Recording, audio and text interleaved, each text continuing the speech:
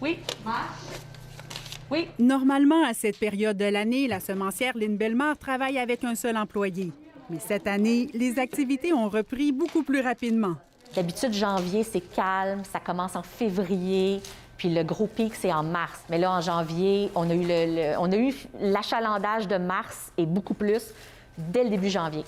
Puis à Noël, ça commandait. Dans les 3 premières semaines de janvier, on a fait le tiers de notre chiffre d'affaires annuel. L'entreprise spécialisée dans les semences ancestrales cultive 1 hectare à l'île Bizarre. Elle amène ensuite les semences dans ce local de Montréal pour les faire sécher, les nettoyer, puis les mettre en sachet et les envoyer aux clients. Ce qui part très rapidement, c'est ça, c'est les concombres, les laitues, les haricots. On a presque plus de réserve de laitue. Les haricots non plus. On a les melons de Montréal, melons d'Oka, ça part très, très bien, c'est nos meilleurs vendeurs. Donc, les melons, je pense pas que je vais être capable de terminer l'année avec notre stock de melons.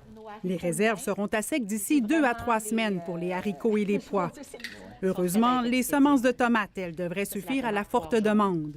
On s'attendait à une hausse quand même parce que les gens sont à la maison, ils veulent jardiner, ils peuvent pas voyager, donc ils peuvent avoir un jardin. Mais jamais, jamais, jamais j'aurais pensé ça. J'aurais jamais pensé que ça aurait été si gros que ça. Si la vague est plus forte qu'attendue, elle est bien accueillie par l'équipe de Terre Promise. C'est bien que les gens prennent le temps, je pense qu'il n'y avait pas le temps avant, mais de s'intéresser à comment la nourriture est produite. Puis en le produisant eux-mêmes, ils vont peut-être comprendre tous les enjeux qu'il y a derrière la production, que tout ce que ça implique d'être maraîcher, par exemple, puis de produire toute cette nourriture-là. Cet intérêt-là est partagé par plusieurs gens en raison du contexte qui est changeant. Donc, moi, je trouve que c'est une super bonne nouvelle, même si ça nous donne beaucoup de travail. Si vous comptez cultiver un jardin cet été, mieux vaut commander vos semences assez rapidement. Mais rien ne sert d'en commander trop. Calculez vos besoins selon la surface disponible. Ici Marie-Claude Morin, Radio-Canada, Montréal.